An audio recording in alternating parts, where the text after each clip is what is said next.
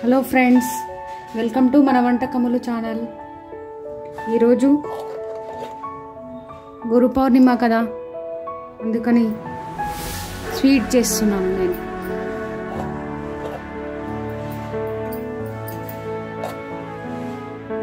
ముందుగా స్టవ్ మీద బాండీ పెట్టి 2 చెంచాల నెయ్యి వేసి ఈ డ్రై ఫ్రూట్స్ని వేసుకోవాలి. ఈ డ్రై ఫ్రూట్స్ని ఇలా గోల్డెన్ బ్రౌన్ కలర్ వచ్చేంత వరకు వేయించుకొని తీసుకోవాలి. చూసారా, ఇది గోల్డెన్ బ్రౌన్ కలర్ వచ్చేంత వరకు వేయించుకొని వేగించుకొని తీసుకోవాలి. ఇప్పుడు ఇదే బాండీలో ఇంకా 2 స్పూన్ల నెయ్యి వేసి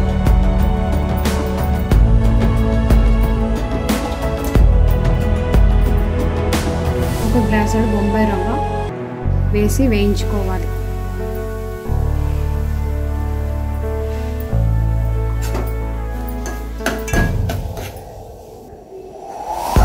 రవ్వను కూడా గోల్డెన్ బ్రౌన్ కలర్ వచ్చేంత వరకు లో స్లిమ్లో వేయించుకోవాలి.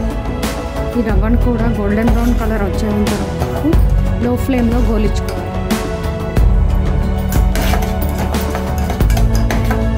ఇలా రవ్వను వేయించుకున్న తర్వాత పచ్చివాసన పోయేంత వరకు వేయించుకోవాలి.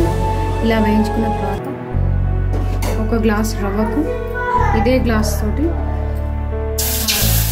6 గ్లాసుల నీళ్ళు,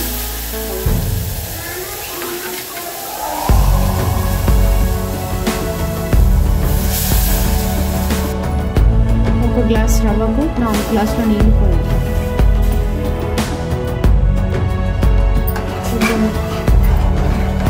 కరగబెట్టి బాగా ఉడికించుకోవాలి.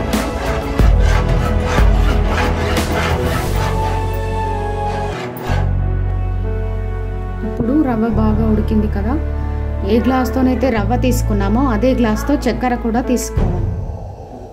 ఈ ఉడికిన రవ్వలో చక్కెర కలిపేసి ఇప్పుడు బాగా కలపాలి. ఇలా ఉడికిన స్వీట్లో కొంచెం ఇలాచీ పౌడర్ చల్లుకోవాలి. ఫైనల్గా డ్రై ఫ్రూట్స్, మనం వేయించి పెట్టుకున్న డ్రై ఫ్రూట్స్ కలపాలి.